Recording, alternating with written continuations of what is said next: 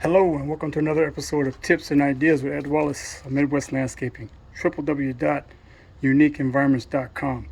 Well, we're here in Long Beach, California, doing a backyard turf and gravel installation for this small area, southwest facing hot side and also north facing no sun side of a side yard.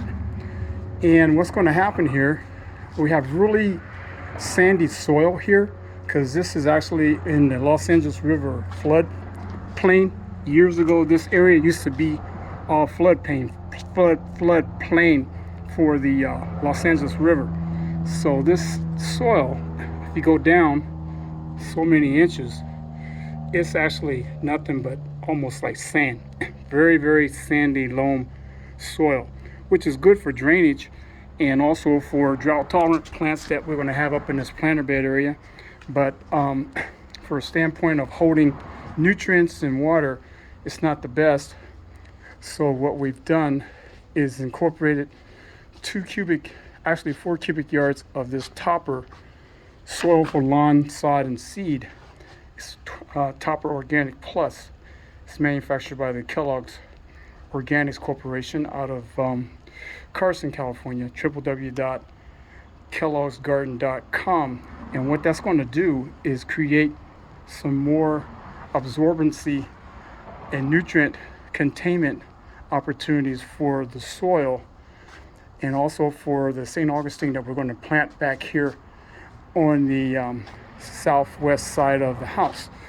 We're going to use St. Augustine because the client has a couple small dogs and she wants the dogs to be able to have something to roll around in and basically to poop on top of and just have some grass back here in the back. We're going to use a subsurface drip irrigation system to water this St. Augustine. So like these valves right here will be taken out and I'll have inline valves. So they'll be in the ground with a backflow preventer. And I'm going to talk to her about taking out this edging and putting in a cleaner edging to define the planter bed area from the turf area. Up along the wall, we're going to have some drought tolerant, water conserving plant material along that wall that's going to be able to take the heat.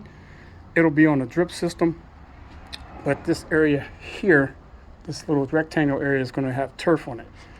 And on this side over here, there's going to be gravel. She wants to have this gravel on this side, and we'll run a line over here, a drip line, the same line that we're using for the plant material along the wall. We'll have a drip line over here so that way if the client wants to put in some potted plants, she can be able to set some nice pots over here and get some plants on this wall. So when she looks out that bedroom or out this kitchen window, just not looking at a stoic wall, you can actually do something really nice over here on this other side. She's making some decisions on what type of gravel pebbles we want to use, and we'll put down a weed block fabric and put the gravel right on top of here. And also we're going to run an interesting type of drain because we have drainage that's coming off right here. And we have a multi-flow drain that's basically a linear type of drainage system that I'm going to consider using in order to bring that water off of the house and drain it off so it doesn't have a pool over here and carry that water down. And there's a surface drain that's down here that hopefully we can have some pop-ups coming off of the vertical drain and have it pop up and have that water run down so it can eventually run out to the street and out to the curb. And also this drain, it'll be able to actually saturate the water down into the soil profile to get it off of the top so it's not standing. The water stands here for like about maybe 10 minutes or so, then it's gone. So it's not that bad, but on a deluge of water, you got a lot of square footage from this roof that's draining right down here. It's going to be right on top of the turf. So right now she has a situation where it's pooling up right about down in here. So we'll have a drain that's going down the side here, along the side, and popping up down over in this area, and have another continuing drain that'll tie in to that surface drain or that sidewalk drain down there. Backyard is going to be a really interesting project back here.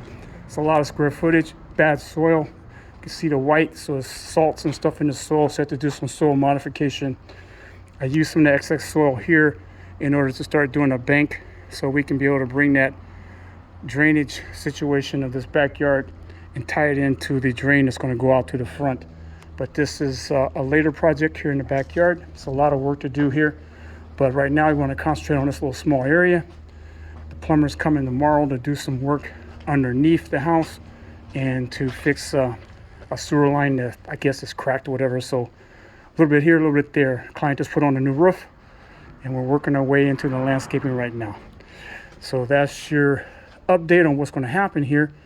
But in order to have soil that can be able to be conducive for plant material, a sandy loam soil, I do suggest and recommend that you use a product like this Kellogg's topper, which has a good amount of organics in it, that you can be able to get some soil absorbency going on, and also nutrients that's going to be able to give nutrients to the plant material that we're going to put in.